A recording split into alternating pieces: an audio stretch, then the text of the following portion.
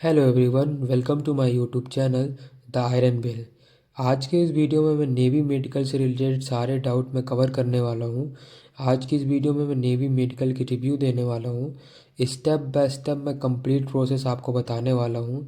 और जो कुछ भी मैं आज बताऊँगा वो मेरे खुद के पर्सनल एक्सपीरियंस पे होगा, जो कुछ भी मैंने एक्सपीरियंस किया है।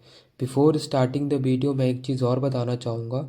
जिन भी कैंडिडेट का अगर नेवी स्टेज टू मुंबई में है, न्यू नेवी नगर में है, तो उनके लिए मैंने एक स्पेशल वीडियो बनाया है जिसमें मैं कंप्लीट प्रोसेस बताया हूँ न्यू नेवी नगर का। तो आप उसको जाके देख सकते हैं, वो डेफिनेटली बहुत हेल्पफुल होगा आपके लिए। उसमें सारी चीज़ें मैंने मेंशन किया हुआ है, वहाँ का एग्ज़ाम फिजिकल सारी चीज़ें। So now let's start the video. जो मेडिकल में जो सबसे फर्स्ट प्रोसेस होता है आफ्टर फिजिकल, वो होगा आपकी हाइट मेजरमेंट। पहले ही आपका हाइट मेजरमेंट आप ले लिया जाएगा इस तरीके से। उसके बाद आपको फर्दर प्रोसेस के लिए ले जाएगा जो कि ईएनटी है, ईयर नोज थ्रोट। बट यहाँ पे मैंने तीत लिख रखा है क्योंकि डेंटल जो तीत होती है वो बहुत इंपॉर्टेंट होता है। तो इसमें आपके 14 डेंटल पॉइंट होने चाहिए। 28-32 तीत चल जाएगा, कोई प्रॉब्लम नहीं है। और उसके बाद जो जो इम्पॉर्टेंट चीज़ है दांतों के लिए, वो कैविटी है। तो अगर आपके दांतों में, आपके तीत में कैविटी है तो उसे क्लीन करवा लीजिएगा बहुत अच्छे तरीके से। एंड जो सेकेंड प्रोसेस है वो नोज़ है। तो आपका नोज़ चेक होगा। नोज़ में बेसिकली देखते क्या है, डीएनएस। तो आप डीएनएस बिल्कुल चेक करवा लीजिएगा। डीएनएस चेक करवाने के लिए ऑल दो एक्सरे ही इनफ है, एक्सरे से ही पता चल जाता है आपको डीएनएस है या नहीं है।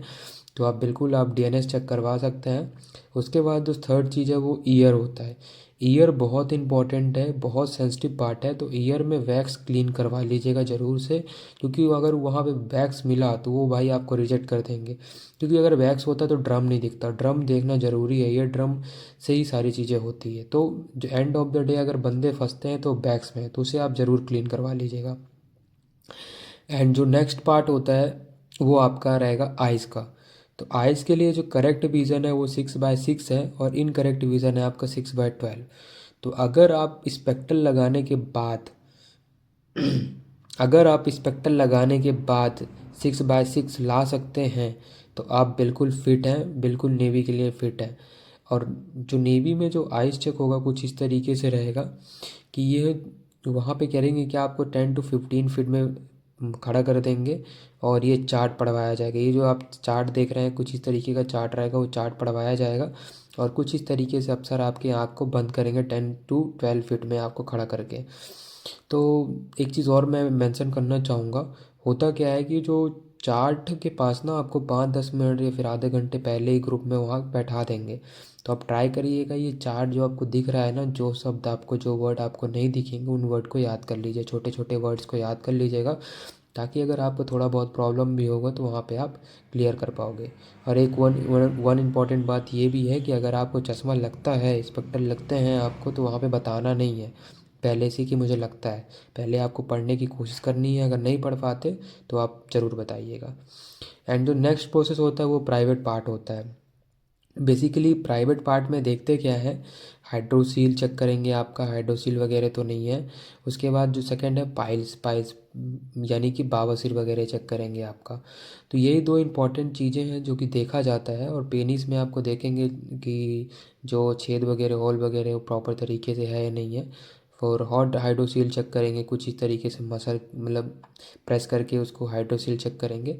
उसके बाद फिर पाइल्स वगैरह इंपॉर्टेंट होता है यहाँ पे। और ये कुछ इस तरीके से आपको हाइड्रोसील चेक किया जाएगा। उसके बाद जैसे ही हाइड्रोसील आपका कंप्लीट होगा, जैसे ही प्राइवेट पार्ट कंप्लीट होगा, उसके बाद आपको ये नौकनी वगैरह, ये नौकनी के लिए कुछ इस तरीके से रहेगा, आप देख सकते हैं। यहाँ पे मैंने लिख रखा है ये नौकनी के लिए। ये जो आप देख रहे हैं ये पैर बिल्कुल, ये बिल्कुल फिट के लिए है, ये अनफिट के लिए है, और ये भी अनफिट के लिए है। तो याद रहे आपका नौकनी बहुत इंपॉर्टेंट रोल है। तो उसे आप ज़रूर से एक्सरसाइज के थ्रू, तकिया लगा के, जैसे भी आप करना चाहें उसे बना लीजिएगा, क्योंकि नौकनी में ही बंदे बहुत सारे आउट होते ही होते हैं। और अभी जो देखा जाएगा नौकनी के साथ करेंगे क्या कि वो अभी अफसर ग्रुप में ऐसे ही बहुत सारे बंदों को खड़ा करके वहाँ पे बॉडी पोस्चर भी चेक करेंगे, हैंड मूवमेंट, बॉडी पोस्चर, जो लेंथ है 5 डिग्री बन रहा है नहीं बन रहा है, 45 डिग्री बन रहा है, वो सारी चीज़ें चेक कर लिया जाएगा आपका। बेसिकली अब होगा क्या कि प्राइवेट पार्ट होगा, ईयर हो गया, वेन वगैरह, यहीं पे सारी चीज़ें चेक करेंगे। बेसिकली ये जो अब टेस्ट होगा वो बॉडी पोस्चर पे टेस्ट होगा आपका, कि कहीं पे कुछ टूटा उटा तो नहीं है। उसके बाद जो होगा फ्लैट फुट, तो आपका फ्लैट फुट भी बहुत इंपॉर्टेंट है, वो चेक किया जाएगा।